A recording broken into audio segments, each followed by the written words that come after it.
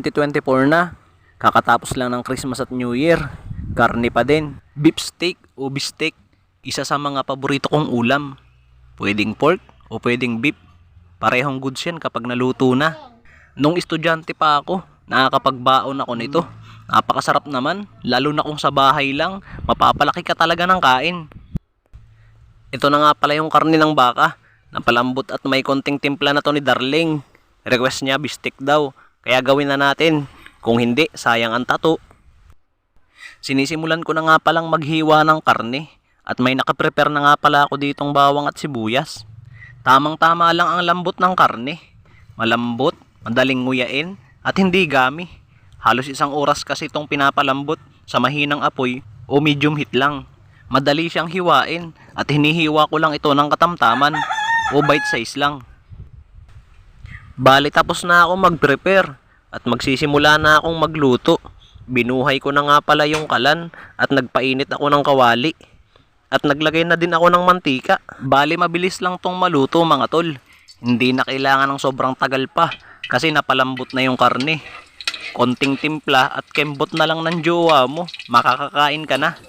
Sana all nagka-jowa ngayong 2024. At nagpaputok nung New Year, ginisa ko na yung bawang at sibuyas at inilagay ko na din yung karne ng baka.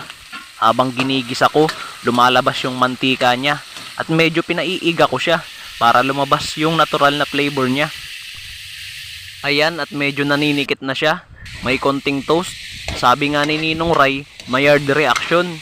May konting burn or toast or smoke flavor para lalong lumabas yung flavor niya. Salamat kay Ninong Ray sa kakapanood ko sa kanya. Marami din akong natutunan. Nilagyan ko na nga din pala ito ng mga konting teknik na pangpalasa. Naubusan na din pala kami ng asukal. Madami kasi kaming nagamit itong Christmas at New Year. Pero sakto naman, meron ako ditong natirang honey or pulot. Nilagyan ko siya pang pabalanse ng lasa.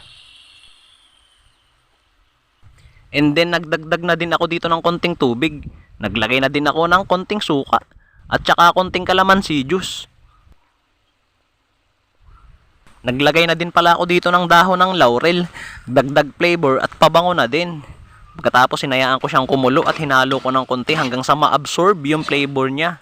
At nagtik yung kanyang sauce. At saka hininaan ko ang apoy at inilagay ko sa medium heat. At pagkatapos tinakpan ko ito at hinayaan kong kumulo ng mga 2 to 3 minutes. Ayan, pagkatapos ng 2 to 3 minutes, inilagay ko na yung final touch natin. Yung ginayat-gayat ko na mga sibuyas.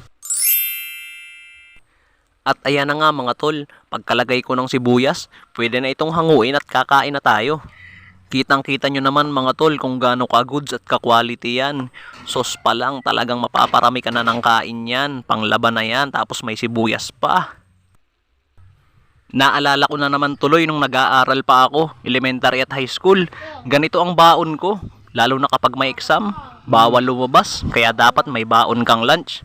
Tapos manghihingi sa'yo yung mga kaklase mo, kasi masarap ang ulam mo. At gusto ko nga palang magpasalamat dun sa nagbigay sa amin ng karning baka, kay Tito Sito. Palagi siyang nagbibigay sa amin tuwing magpapakatay siya ng baka. Maraming salamat po. At shoutout na din sa palaging nagpapashoutout sa akin, kay Kent Taray na nasa Tiao ngayon. Maraming salamat sa pagsuporta mo palagi sa mga video ko. Nakatupad shirt yan, outfit check, geng geng. At syempre bago sumubo, kailangan mayroon tayong pampagana, siling labuyom, anghang yan mga tol. At kung nakarating kayo hanggang sa part ng video na to mga tol, huwag nyo naman kalimutang mag-like and share. At pakipollow nyo na rin si Toldan para naman hindi sayang ang tato. At unang subo mga katupad, mga tol. Ayan, namumualan pa. Grabe. Tapos subo ng langka. Ayan, napakasarap na gulay niyan. Galing sa kapitbahay namin. Shoutout nga pala sa nagbigay ng langka. At iba pa rin talaga kapag lutong bahay o sariling luto mo ang kakainin. Talagang mapapalaki ka ng kain. Grabe. At ito nga pala yung pamangkin ko, si Elise. Ayan, palagi yang nandito kasi lagi yang kalaro nung anak ko. Ayan, kumakain siya. At hanggang dito na lang muna tayo mga tol.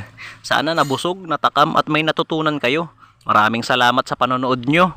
Hanggang sa muli mga tol. See you next. At ito, last bite. Peace.